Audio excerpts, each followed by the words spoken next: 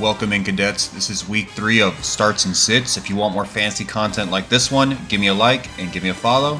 And without further ado, let's jump right into it. 1, 2, 3 strikes, you're out. 1, 2, 3 strikes, you're out. 1, 2, 3 strikes, you're out. I've said it twice this season already. I'm going to say it one more time, and then I'm going to leave it alone for the Elliott truthers out there. Sit him. No explanation needed.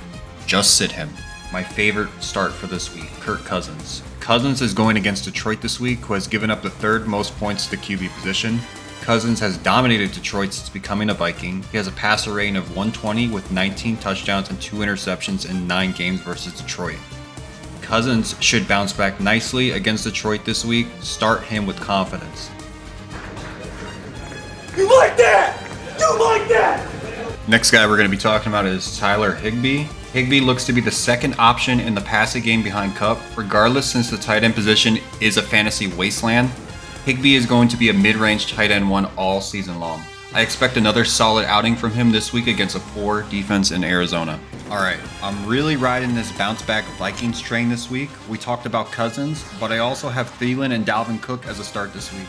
Through the first 2 weeks of the season, Detroit is giving up an average of 31 fantasy points to running backs. That's most in the league. And 40 fantasy points to wide receivers. That's 7th worst in the league.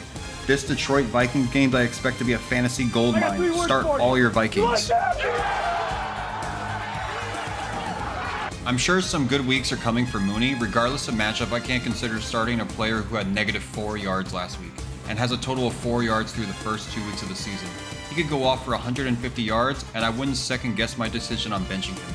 Keep Mooney on the bench until we see the Bears throw the ball more. 11 passing attempts last week, trailing for majority of the game is ridiculous. Alright, now let's jump right into Scary Terry. Commanders seem to have more options in this passing game outside McLaurin. Factor that in with Slay playing like an elite corner last week against Jefferson. I would hesitate to start McLaurin this week against a good Eagles team that looks great on defense. Alright, now Gabe Davis didn't play last week because of an injury he sustained during practice. Davis came out and assured us he was playing this week. He has played Miami in 4 games and has scored in 3 of them. I like his chances making that 4 of 5. Moving on to Bryce Hall. Hall still being outsnapped and outtouched to Carter. As of now, this is still very much a committee. Bengals are giving up the 10th least points to running backs this season. I'm out on Hall this week. Thanks for watching. Don't forget to drop a follow and a like for more fantasy content.